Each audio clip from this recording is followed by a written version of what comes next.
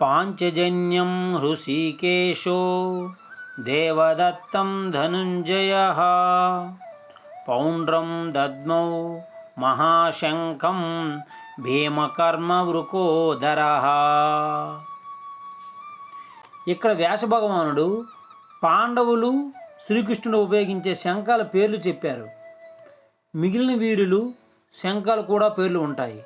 అవి చేసే ధ్వనులు కూడా వేరువేరుగా ఉంటాయి. యుద్ధభూమి విశాలంగా కొన్ని మైళ్ళు విస్తరించి ఉంటుంది.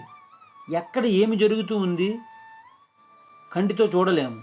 ఎవరైనా ఆపదలో ఉన్నప్పుడు కానీ విజయం సిద్ధించినప్పుడు కానీ శంఖం ఊది తెలియచేస్తారు వీరులు. శంఖధ్వనిని బట్టి, తీరును బట్టి, ఆగి ఊదడం బట్టి ఆ వీరుడు తన పరిస్థితిని తన మిత్రులకు తెలియజేస్తాడు. ఆ శంఖధ్వనిని విని అక్కడ పరిస్థితిని బట్టి ఆయా వీరులకు సాయం అందుతూ ఉంటుంది. ఇది యుద్ధఘట్టాలలో మనకు కనబడుతుంది. ఆ కారణం చేత పాండవులు శ్రీకృష్ణుడి యొక్క శంఖం పేర్లను ఇక్కడ ప్రస్తావించాడు వ్యాస భగవానుడు. ఈ శ్లోకంలో శ్రీకృష్ణుడు పాంచజన్యం అనే శంఖమును, అర్జునుడు దేవదత్తం అనే శంఖమును, భీముడు పౌండ్రము అనే శంఖమును ఉపయోగించారు.